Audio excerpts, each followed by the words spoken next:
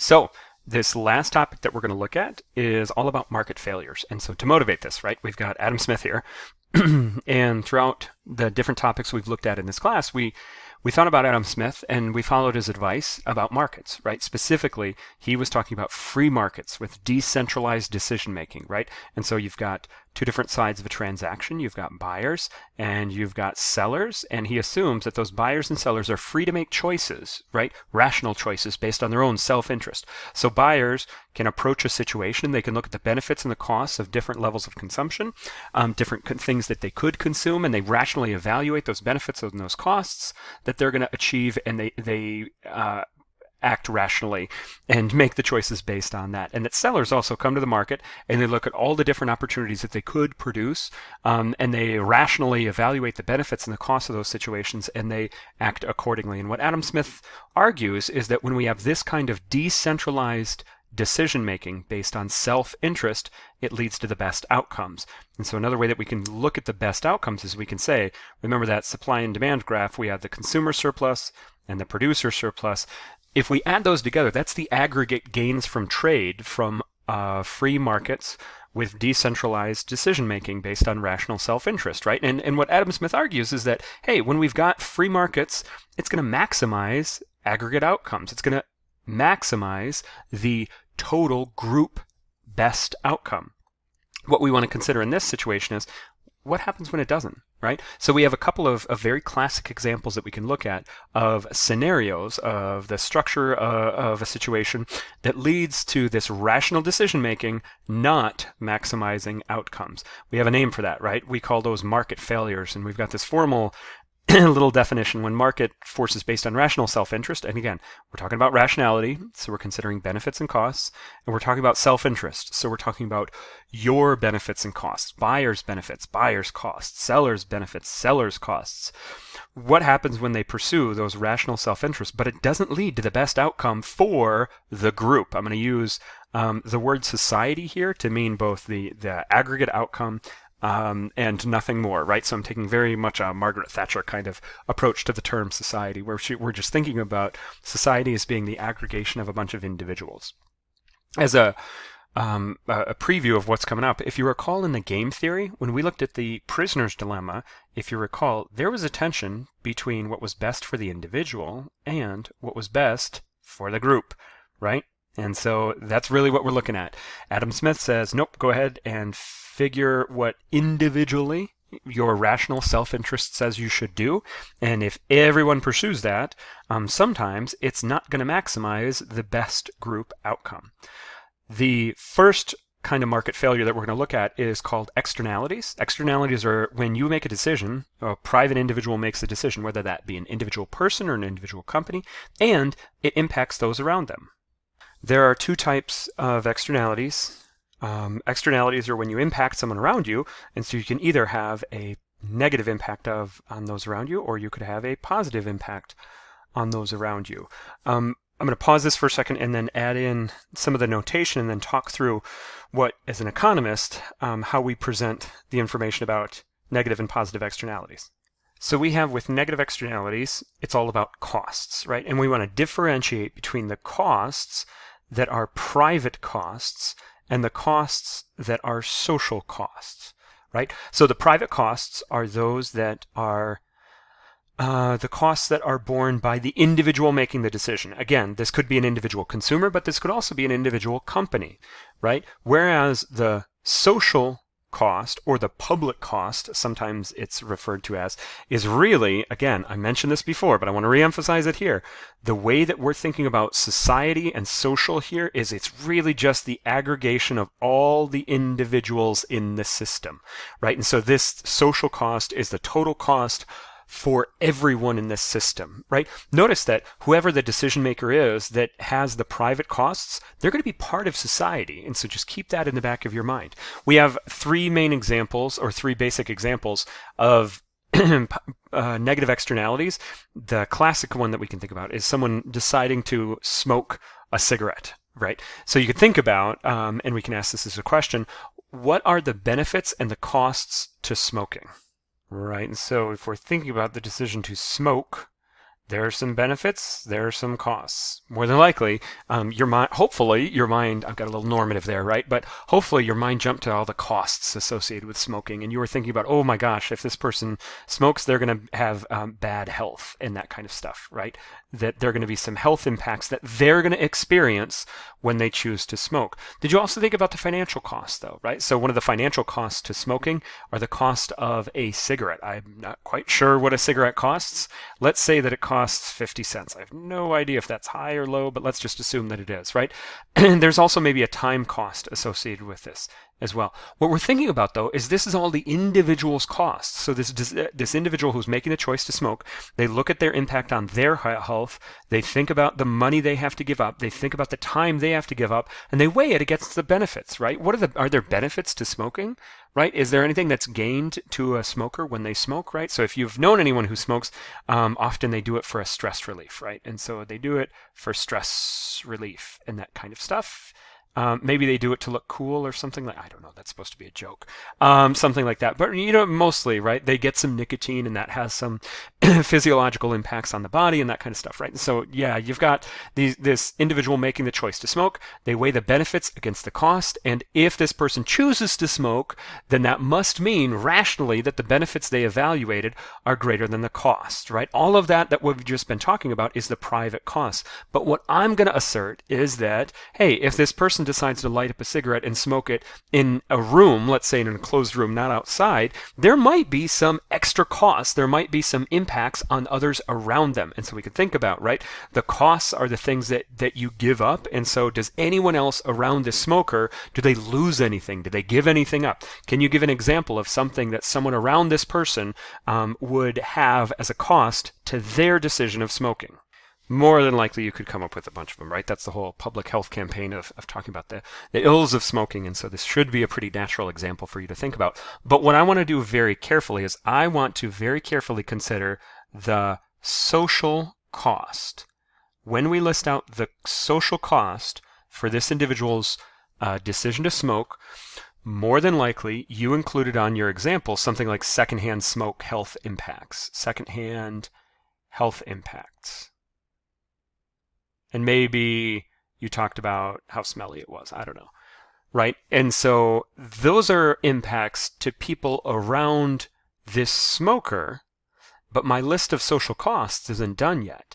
It's not done until I also include the individual costs, right? So yes, the social costs are going to include the secondhand smoke to people around, health costs, the smell impact on people around, but it's also going to include this smoker's bad health, right? Because that smoker is part of society. I'm going to include his bad health as part of the social cost. I'm also going to include that smoker's 50 cents that he had to give up, right? It's both his individual cost and it's part of the social cost because he is part of society. And there's also a time cost. And so the reason that I'm emphasizing this so much, right, is that the social cost has to include both the individual costs and all the other impacts, all the other costs that impact people around them.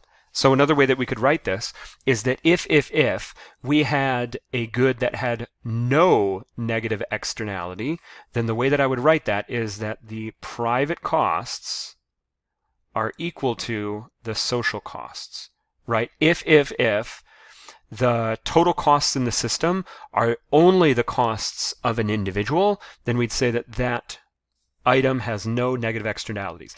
And so as a thought experiment, we could think about, right, if you decide to buy a pair of sunglasses, right, that's a great picture of sunglasses, right? Is anyone else impacted by your choice to wear sunglasses, right? You've got some benefits, you've got some costs, but is anyone else affected by it whatsoever? Probably not, right? And again, this is exactly what Adam Smith would be happy about, right? Adam Smith would say, if you're going to buy some sunglasses and you're the buyer, you're going to evaluate the costs versus the benefits, and the seller is going to think about selling you that pair of sunglasses. They're going to think about the price they would get for it. They're going to think about their costs of production. No one else has any kind of impact by that transaction, and so free markets with decentralized decision making, the market for sunglasses is going to work really, really well. When no one else is impacted by the decision of the buyer and the seller, markets do a great job of figuring out what goods should be produced. But if there are markets where there is someone else who's affected by it, in this case, who's negatively affected by it, and they're not thought about, then we might run into some trouble. Another classic example that we can look at is more about production that creates some kind of pollution in the environment, right?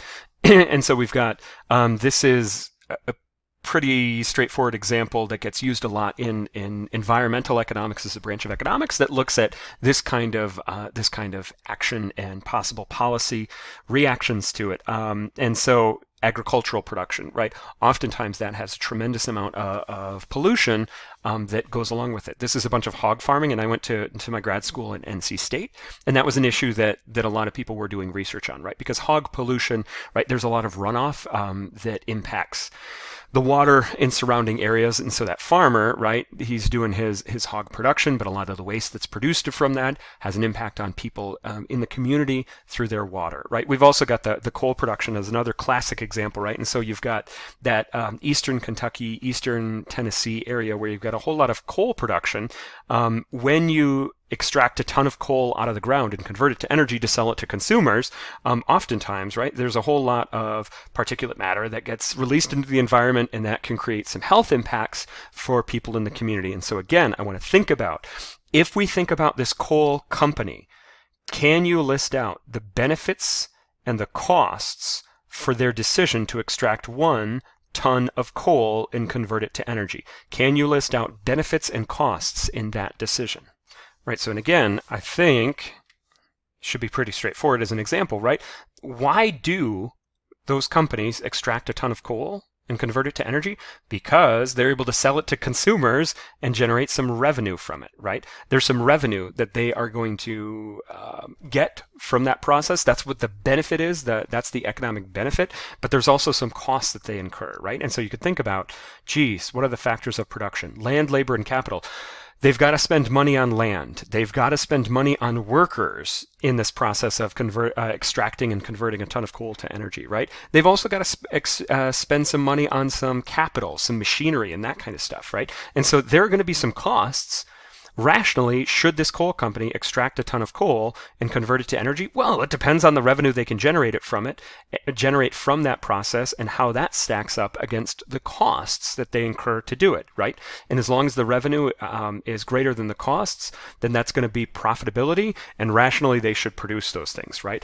But, right, when there is pollution that is produced as a byproduct to this production process, how about some of the kids in the community, right? And so this is, kids and elderly are particularly at risk for this, and then I don't know how to draw an old person, right? But in general, right, those kinds of community, those types of demographics, the young people, the people with elderly, or people with COPD, they are especially prone to have negative health reactions, specifically breathing reactions, that kind of stuff, to the coal production process, right? And so all of these people are going to experience some health impacts. They're going to lose some of their health. They bear some of the cost, but they're not the ones making the choice, right? The coal company, Adam Smith says, rationally, they should look at their benefits, look at their costs, and act accordingly, right? He says, ignore these external health costs in the community.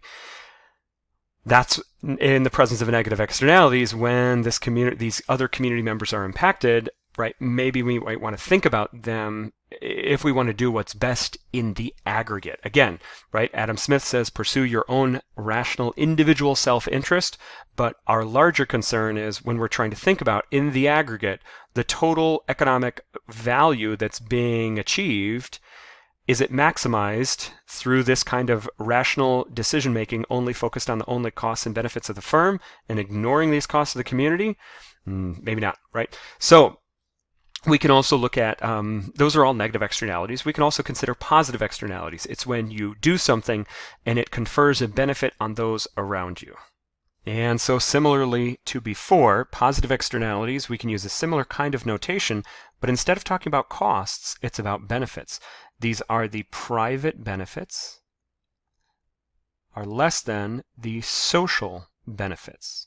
Right? And again, social benefits, we just mean the total aggregation of all the benefits of all the people in the system.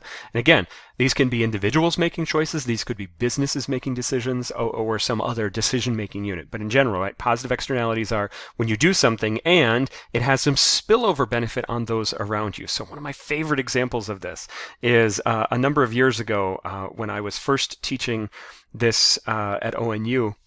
I lived up in Bowling Green, which is a college town, and right the day before I was going to do this lecture, some of the neighbor kids that lived in the house right around the corner decided at about 2:30 in the morning to light off a bunch of fireworks, right? And so you could think about, for them lighting off their fireworks, what were they doing, right? I think it's questionable at 2:30 in the morning whether or not they were operating completely rationally, right? But you can think about their rational decision. There were some benefits, there were some costs, right? The benefits that they the benefits that they got from lighting off these fireworks, it was their enjoyment of these fireworks. The cost, well, it took some time, took some money, not that much money, but they did have to spend some money on the fireworks. And there was maybe a significant time cost because this was right before finals that they were staying out till 2:30 lighting off fireworks instead of getting a good night's sleep and being a good responsible student and all that, right? When they were making their decision, who were they thinking about? They were only thinking about themselves, right? Very, very narrow, rational self-interest, thinking about their own benefits and costs. What they failed to take into account was they were going to wake me up at 2:30 in the morning and I could run to my window and get a free fireworks display, right? So I clearly had a benefit that they weren't paying any attention to. They were thinking about their own private costs and benefits. They were failing to acknowledge that there was this positive externality associated with it, that I was also going to get the benefit of a fireworks display without having to incur any of the cost whatsoever. So I usually tell that example, and there's usually some people who have a look on their face like that doesn't quite ring true. I thought it was a big benefit. I love the fireworks display at 2:30 in the morning. However, right, my neighbor Elizabeth, she was not a fan of this whatsoever. She was very, very upset by this whole thing. From her perspective, right, there was no benefit to this. Instead, from her perspective, she lost sleep over it. So she incurred a cost from their activity. For me, the fireworks display represented a positive externality, but for Elizabeth, my neighbor, it was actually a negative externality. And that's the way that many of these things work in real life. It's not just that one thing has only good things and no bad, or all bad and no good. Rather, usually it's a mix of both good and bad. And so maybe a better little bit of language that we could add would be a net negative externality or a net positive externality. But we can think about these things in isolation just in terms of the costs and the benefits. Another pretty classic example in economics of a positive externality has to do with getting vaccinated, right? And so we can think about the flu season, and we could think about an individual, and can you describe for one individual what is their benefits and costs in their decision to get vaccinated? Usually we can think about, this is a pretty straightforward example, and the benefits of getting vaccinated is that you won't get sick. And is there a cost for you getting vaccinated? Sure there is, right? There might be a little bit of a financial cost, though usually it's very, very, very small. There's also a time cost. There also might be a physical cost, right? If you get a little bit of soreness or a little bit of irritation, or if you have an adverse reaction or something like that, right? There are benefits and costs to you as an individual, right? The scientific health research says it's worth it. Do it. But there's also these social benefits, right? There are others that are impacted. So the follow-up question I can ask is, how are others impacted by your decision to get vaccinated? Vaccinations, clearly, right? That confers a benefit on those around you. Another classic example of a positive externality has to do with education, right? And so right now, think about what you're doing with your life. You're going to college, you're getting some higher education. Why are you doing that, right? You probably could list out some benefits of your decision to go to college and get an education, and there's also, unfortunately, a pretty steep cost for your decision to go to college and get an education, right? But you're weighing those things out, and what the data suggests is that the benefits outstrip the costs, and that clearly it's a good, rational investment for you to get a college degree. That the benefits outweigh the costs. When you're making your decision to go to college, though, who are you thinking about? More than likely, you're thinking about yourself and your benefits and your costs. Are you thinking about my dad? Probably not, right? How does my dad, who's retired, benefit from your decision to get a college education. When you go and get a college education, what it does is it boosts your long-term earning potential, right? And so that means that you're going to have higher income, which means you're going to chip in more to the Social Security taxes that are going to help fund his retirement, right? And so one of the ways that he partially funds his retirement is through Social Security, right? And so he gets a benefit from you getting a higher education, right? He's got more certainty in terms of the solvency of the Social Security trust fund that pays out his benefits. But were you thinking about my dad? Probably not, right? And so that's one of the examples of where we can have a positive externality from your decision to go to college. We can also think about, right, if we look across countries, when we look at higher rates of educational attainment, right, there are a bunch of spillover benefits that come with that higher education, right, in terms of greater innovation, greater product development, those kinds of things, right? There's all of these things that are better because of you going to college that you're probably not thinking about right now, but there's all of those spillover benefits are examples of positive externalities. We can think real quickly about how we could graph out negative or positive externalities. So again, negative externalities are when you smoke or when a company pollutes. And so we can graph this out, and my goodness, this looks very, very similar to a supply and demand graph, doesn't it? But notice, what are we looking at? So I think about the amount of smoking that happens. There's a diminishing marginal benefit to smoking, right? That's why I've got my MB, my marginal benefit curve, going down. The first cigarette is the best, and additional cigarettes bring in additional utility, but at a diminishing rate. That's consistent with things we've said earlier in these topics, isn't it?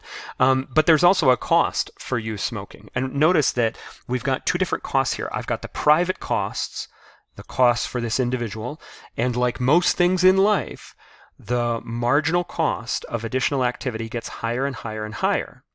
And in addition to that, right, all of that secondhand smoke and all of those negative impacts on the rest of the community also have an additional cost to the system. And so that's why I've got this higher curve that's the social marginal cost, right?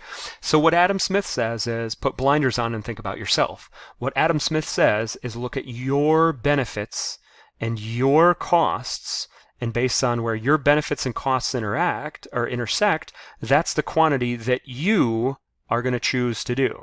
That's your private quantity. And again, if we've got decentralized markets, that's what Q star would represent, right?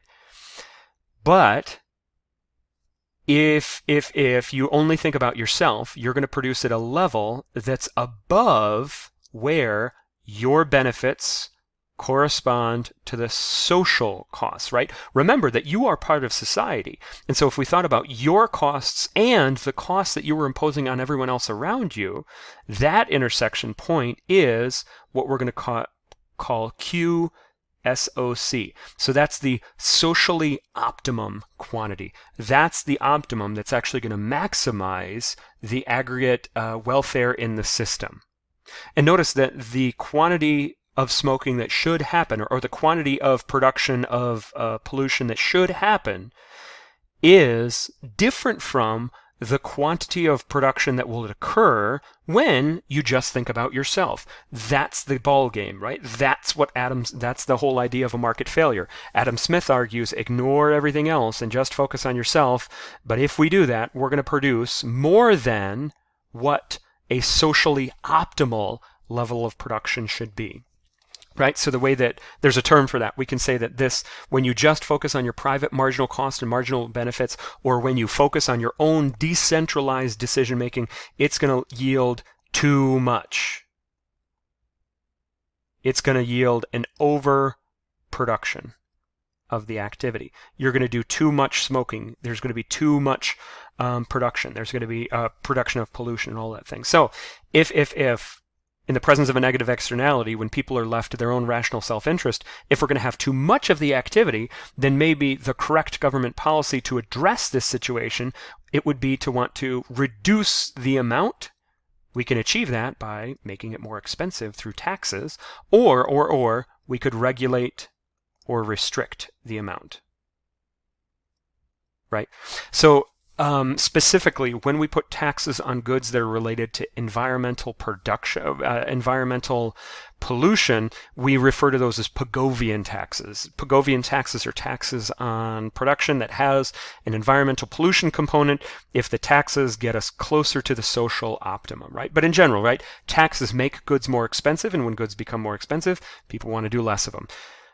Left to their own devices, people will do too much of it, and so a way to get people to do less is to make it more expensive. Or we can regulate or restrict it. And so if we go back to our examples of the negative externalities, right, do we have any taxes on cigarettes, right? We have taxes on cigarettes for a number of different complicated reasons, but one of the reasons is the negative externality that's associated with it by it. We also regulate or restrict where smoking can occur, right? So it's nearly impossible to find a restaurant around the U.S. that you can still smoke in, right? This was not true 20 years ago, and there was tons of secondhand smoke in a lot of restaurants, but that's mostly been outlawed or banned in different places, right? And so, right, it's not always taxes that make things expensive, but we can also put restrictions or regulations to try to reduce the amount of the negative externality that occurs.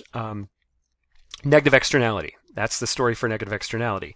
With a positive externality, right, it's a similar graph, but it's changed just a little bit. So this is, again, where you do something and it confers a benefit on those around you, right? I like the fireworks example, but fireworks also for those kids next door, I love it. I'm such an old man. The kids next door, they've got diminishing marginal benefit, right? The private benefit of them lighting off fireworks, really high benefit for the first fireworks, but then the more and more fireworks they light off, the diminishing benefit, like everything, it's got diminishing marginal utility from it.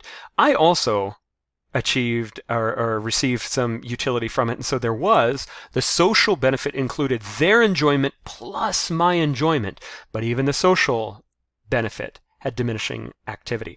There was a cost of doing this, borne entirely by them and my neighbor Elizabeth, but we net that out, and the marginal cost is an upward sloping line. If they were just thinking about themselves, then I look where marginal benefit private is equal to marginal cost, and that's the private quantity. That's the quantity that they would produce if they were only thinking about themselves. If they took into account that I was going to be happy with it as well, then where is the socially optimal quantity? It's where the social marginal benefit is equal to the marginal cost. That's the quantity socially. They would have done more of the activity.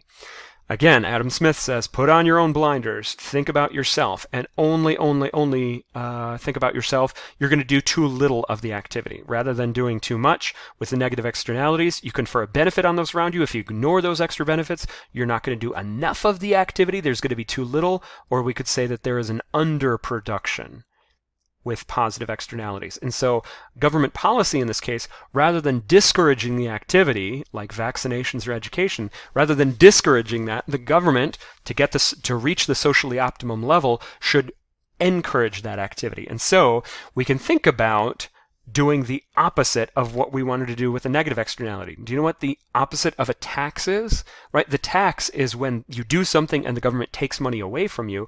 The opposite of that is when you do something and the government pays you for doing it or offsets the cost. Subsidy.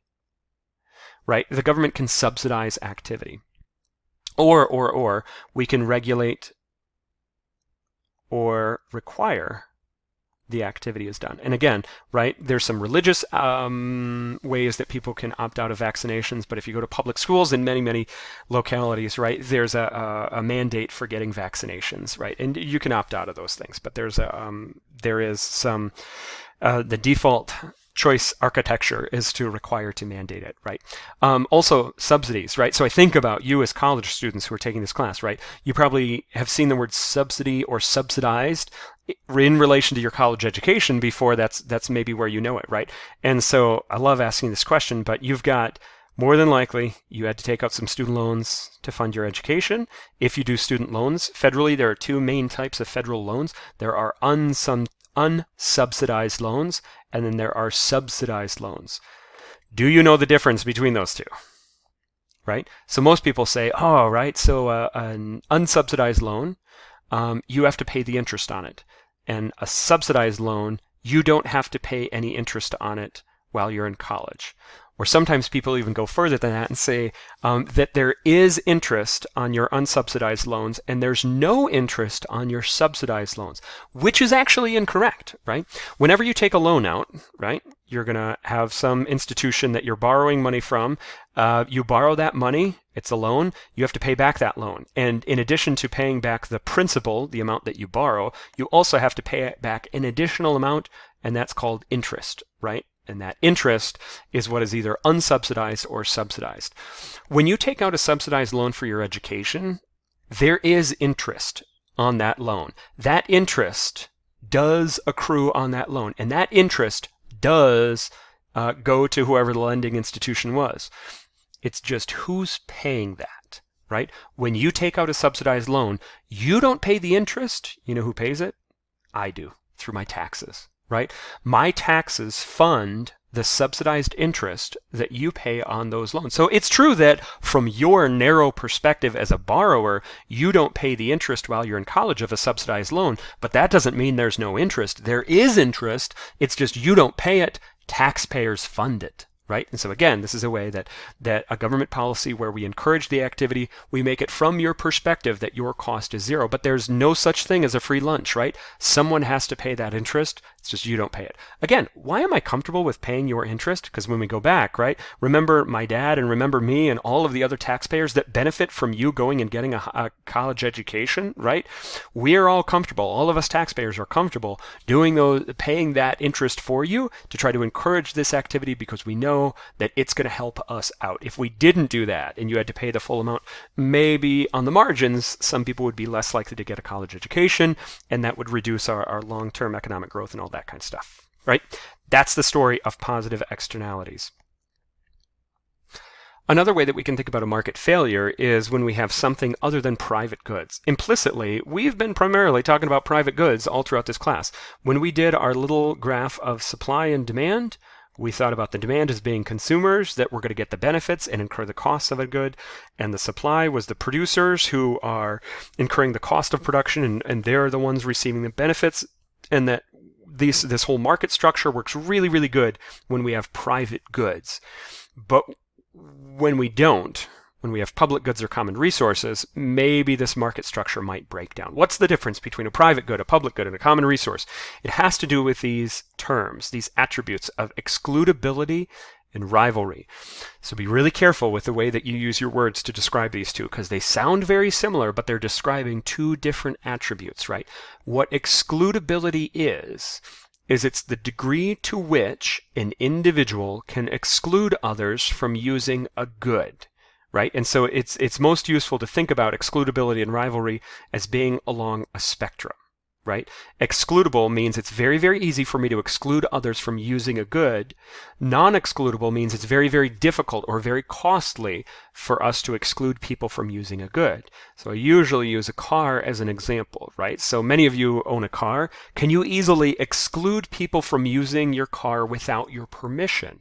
Yeah, right? You've got a key for it. You can lock it, right? It's pretty excludable. Can you give someone permission to use it? Sure. If somebody wants to use it but they don't have your permission, is it difficult for them? Is it very easy for them, right? So it's very, very easy for you to exclude people from using a car. Can you perfectly exclude someone from ever using your car whatsoever? No, right? People have their car stolen. So again, that's when it's useful to think about it in terms of a spectrum. A car is probably way towards the excludable version, excludable end of the spectrum. If we also think about those sunglasses from earlier, right? Your sunglasses, you're the one who gets the benefits. You're the one who incurs the cost. And those are a really good example of a private good because they're very, very, very excludable, right? You can very easily exclude others from using your sunglasses without your permission. 100%? Nope. But clearly you can go pretty far along it, right? Private goods tend to be excludable, right? They tend to do a very good job of excluding others from using them. And the rivalry. So rivalry is this. And again, similar but a different concept. Rivalry is the degree to which your use of a good impacts others' ability to use it, right? Excludability is the degree to which you using a good reduces others' ability to also use the good. So again, it's best to think of it in terms of a spectrum, where rivalry means when you're using the good, nobody else can also enjoy the good. Non-rival means both of you can use the good at the same time, or more than one person can, right? Rivalry is the degree to which one person using the good diminishes others' ability to use the good. So I think back to the car example. Is my car closer to rival or non-rival? I want to think about this way, right? So if we're all up in Ada, and I actually live in Columbus, and so what if I was going to take my car and drive home from Ada down to Columbus, right? That's my using the good. Rivalry is when I use the good, it diminishes others' ability to use the good, right? What if you also wanted to take a trip from Ada to Columbus? Could I use my car to drive from Ada to Columbus? And could you also go from Ada to Columbus in my car? Sure you could, right? If you have my permission, I've got a passenger seat. So in that sense, right, if we're just talking about a very, very, very narrowly restricted scenario where we both want to go the same place at the same time and you have my permission and there's only the two of us, my car is very much non-rival. I can use it for the trip and you can also get that out of it. You can also use my car for that trip. We can use it at the same time. In fact, my car, not to brag, but it also has a back seat, right? We could actually include 3 extra people in the back of my car. So up to 4 people, my car is totally non-rival. And again, in the very, very narrow sense of people who want to use it for a trip from Ada to Columbus at the same time, it's non-rival. However, what if we wanted to add a 6th person? Nope, you can't do it. They do not have a seat. And so that person, right, when we added that 5th person to the car, their use of my car from Ada to Columbus absolutely eliminated the 6th person's ability to use my car. That's when my car went from being towards the non-rival to the rival end of the spectrum. Right? Again, it's best to think about this as a spectrum, and goods or scenarios can change along the spectrum based on the specific context, based on the scenario, based on the on other factors. But that's what we're talking about with rivalry. It's the degree to which one person's using it impacts others' ability to use it. Private goods tend to be both excludable and rival. So again, we think about that pair of sunglasses. Is it rival, right? Clearly, right? If I am using those sunglasses, it absolutely diminishes your ability to use those sunglasses. Private goods tend to be rival and excludable. When we have rival and excludable goods, what does it mean? Think about the demand in our free markets, right? Demand is are the consumers in the market. If consumers, when they think about their benefit, if they know that they are the one that is going to get the benefit, that no one else is going to be able to get the benefit without their permission, right? If buyers are the only ones getting the benefit and buyers are the only one that are incurring the cost, then they absolutely have an incentive to buy the good when it makes rational sense, right? Private goods work really well in a free market. Rival goods are excludable, or private goods are rival and excludable. Where the free market system, this market of free market choices breaks down is when we have either public goods or common resources. So what are those? Public goods are goods that tend to be non-rival and non-excludable. So what's my order? I've got non-excludable and non-rival. And so there's a bunch of different examples of public goods.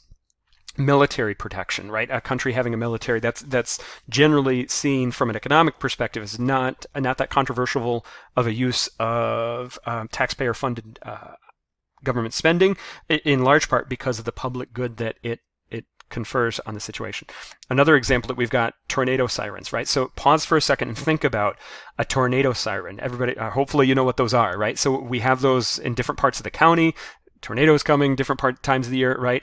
It's going to signal and warn people.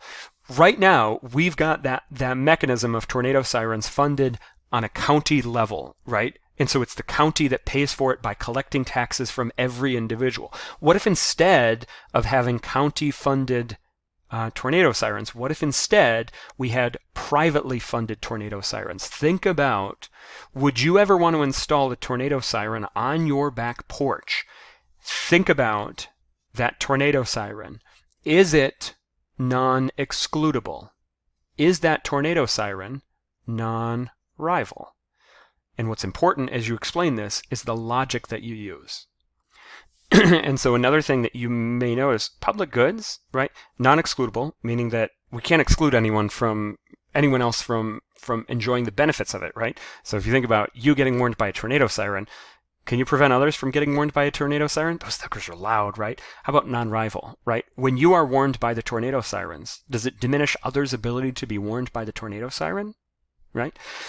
Another thing that I want to say is that oftentimes, right, if we swap back to the positive externalities, right, oftentimes things that we observe that have a positive externality, we can also think about in terms of this public good framework, right? We might have to twist it a little bit, right? But we could think about vaccinations, right? And we think about the herd immunity, that sort of thing, right? We might have to twist the way we think about this just a little bit, but vaccinations. Why do people get vaccinated? So that they can prevent themselves from getting sick. But preventing yourself from getting sick also prevents others from getting sick. If we think about vaccinations, is that protection non-excludable? Is that protection non-rival? And lastly, common resources. So they tend to also be non-excludable. But common resources are rival, right? So sometimes we talk about national parks, or in general parks, or in the old example, right? You used to have a common space in a small village, that common area, that common resource, right? That it's non-excludable. Anybody can have access to it. And actually, is that true for national parks, or are there ways that we exclude people from national parks, right? There's a little bit of a fee. It's not a big fee, but there is somewhat of a fee that can exclude people from using it, but also rival, right? Right? The idea is that if more and more people start showing up to this common area, it will make it crowded and diminish others' ability to use it. So again, that's why I think it's useful to think about rivalry in terms of a spectrum, right? Because if you're talking about going to Yosemite National Park in the month of February, right? Oh my goodness, that's pretty non-rival. Very few people go to Yosemite in February, right? It's not that crowded. But as you move closer to summer and the weather gets better, though it snowed in Yosemite the other night, I don't know if you all heard that, but as it gets into those relatively better summer months, we start moving towards the more rival section, right? Where the campgrounds start filling up, and then, yep, it gets a little bit more crowded and it becomes a little bit more rival. I think the spectrum is a good way to think about it. And again, we've got these nice definitions that have non-excludable, non-rival, but really a good can move back and forth between these categories as it moves along the spectrum based on different changing conditions. So we've got, we already talked about this in terms of immunization, but as a real quick reminder, immunization as a positive externality, and then public goods. In what way is immunization a public good? Because of that non-excludability and the non-rivalry for it. When we have public goods, one of the potential problems with private allocation of it, so private free markets, if they were going to produce these things, there might be an issue with what we call a free rider problem. Free riders are individuals who receive benefits from a good without incurring the full cost, right? And so, right, there are tons of examples of free riders. If you've got a room of 100 people and not all of them, but if 98 of them are vaccinated, what kind of incentive is there for the last 2 people to get vaccinated, right? If everyone else in the room is vaccinated, they might not have as strong of an incentive. And so maybe if they're really worried about the costs and the benefits, they might choose not to get vaccinated, even though it would help the whole system. They may choose not to do it. And they're still going to get this benefit of the herd immunity without incurring the cost, right? We'd refer to them as free riders, right? And so you can think about, there's a number of different examples. And so when we think about public goods, like tornado sirens, right? there could be a bunch of free riders. Why don't we have privately funded tornado sirens all throughout a county? Because what's the incentive to do it, right? If one person puts up a tornado siren, those suckers are loud, right? So it would warn not just that house, but it would warn all the neighbors.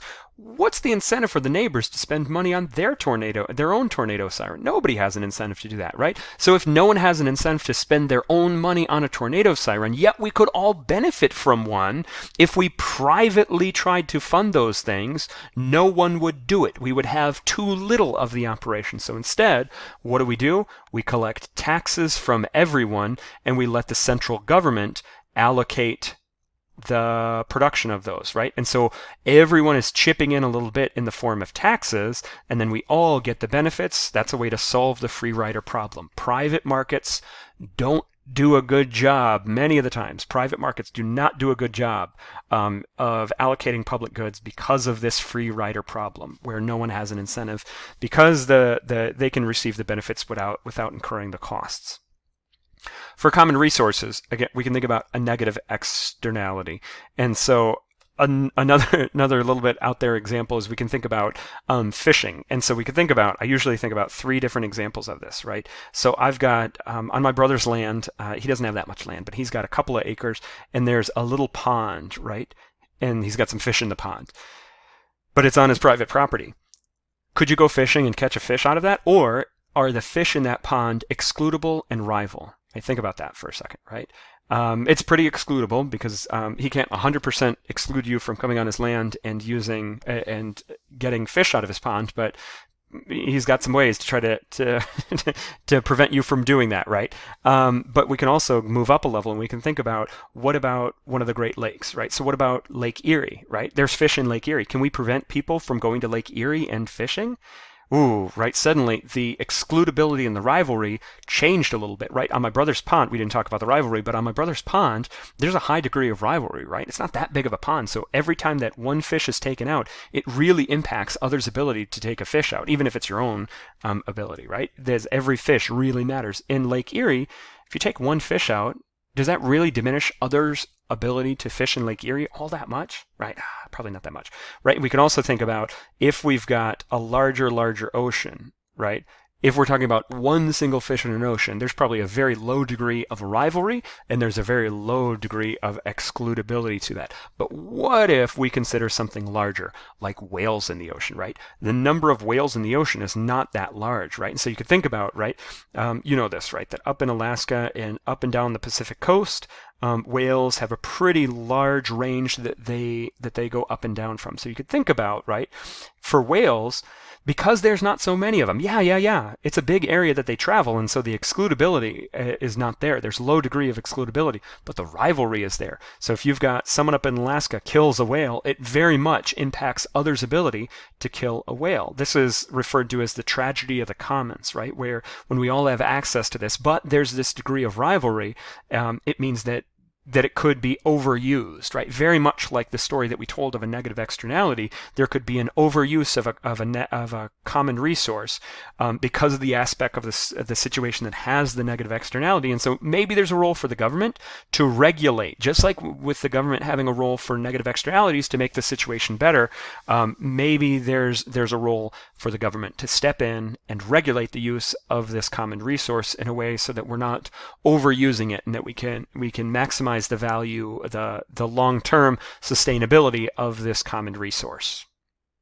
The very last set of market failures that we want to talk about, right, is, do you recall, for a perfectly competitive market, what was assumption number 4? It was that assumption about perfect information, where everybody fully understands all the information about what's going on. But you know what? Informational problems, that can be a source of problems. In our markets of supply and demand and monopoly and all of those markets, we assume that everyone had good information about what was going on, and sometimes we just don't. And so we can talk about 2 informational problems, one called adverse selection. We've got this definition here, and we'll talk through it. Buyers and sellers have a different level of information about a transaction, right? And so the people who won the Nobel Prize, it's been about 2 decades or so, for their adverse selection informational problem work, focused on the market for lemons, right? So do you all know what a lemon is in terms of a car, right? So you go and you buy a car and you don't know exactly what you're buying, right? You as the buyer show up and you think about the value you'd place on a car, but you don't know exactly what it is you're buying. And sellers, when they go to sell their car, they usually have a much better idea of what the heck it is they're selling, right? Because they've owned the car, right? And so the work that was done was very much the pre-Carfax, right? Where we weren't able to do these vehicle history background checks, so to speak, right? In the absence of those kind of background check, the seller brings a whole lot more information to the table than what the buyer does, and so they're just in a better negotiating position. And it means that probably, right, that this inequality of information, this is an example of asymmetry of information. This inequality of information that we have from adverse selection means that some people are going to choose not to buy a car because they're not sure if they're buying a lemon, right? But nowadays, we have Carfax, and so you have a much better sense of all the cars that are on the market, right? Which ones are lemons and which ones are good cars, so that we have a much more well-functioning, more market, that more transactions happen when we've reduced this informational disparity.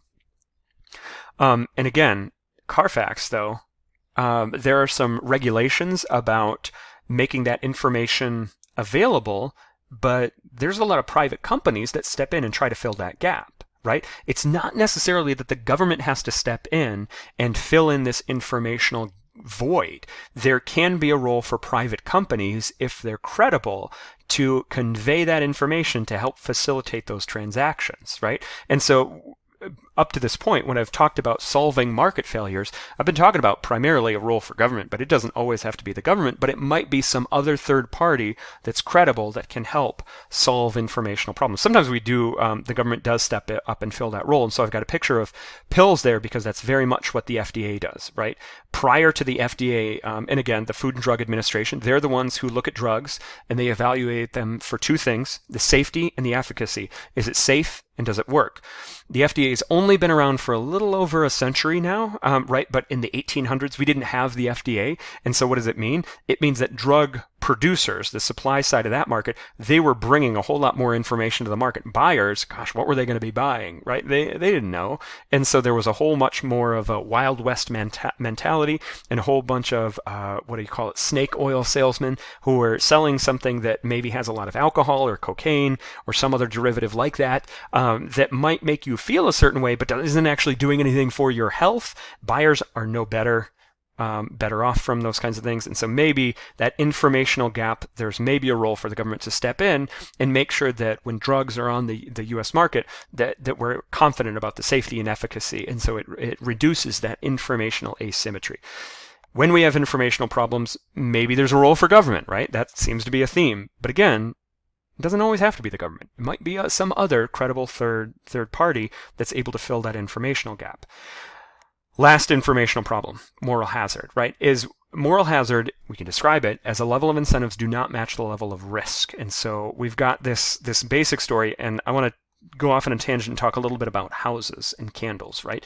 So if we think about a couple hundred years ago, when you had a house, right, what was your incentive to burn a candle in there, right? There's some benefits, but there's also a cost. The benefits, right, it's some light, maybe they're a little bit enjoyable, all that kind of stuff. But is there a cost with burning candles in your house? Sure, right?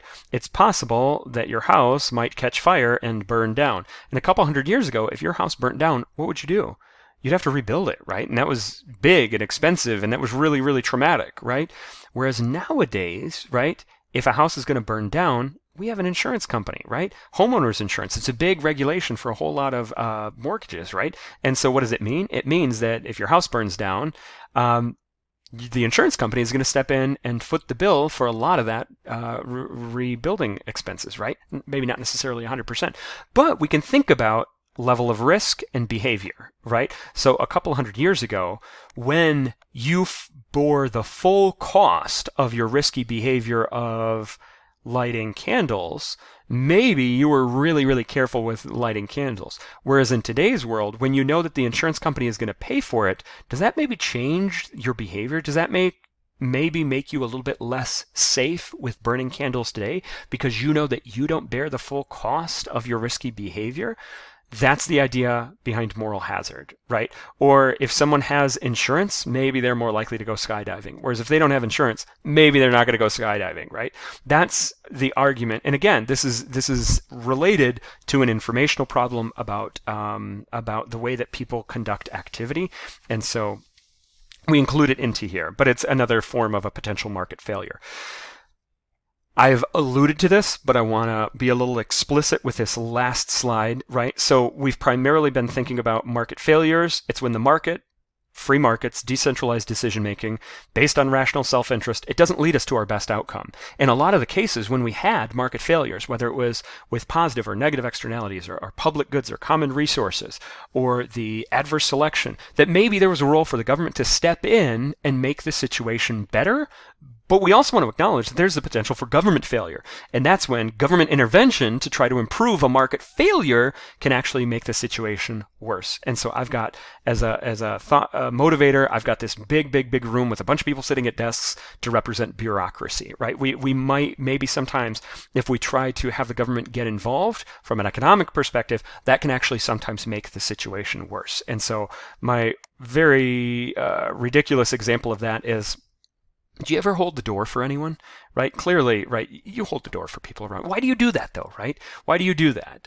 You're conferring a benefit on people behind you, and they get a benefit without any of the cost, right? Is that a positive or a negative externality when you hold the door for people behind you? Why would you ever do that, right? So the argument goes that, oh my goodness, right? This is maybe the government might want to try to encourage this behavior. Maybe the government might want to include something on your taxes to try to subsidize this. So when you fill out your taxes each year, right? Maybe there's a line where you self-report the number of times that you held a door, and you get some kind of subsidy of 2 cents off your income taxes for every time that you've held the door. And then, oh boy, that's self-reported. So maybe we want to hire some auditors to try to make sure some of those values that people are self-reporting are valid. And we could build up a whole government bureaucracy to try to encourage people to hold doors. Do we really need to?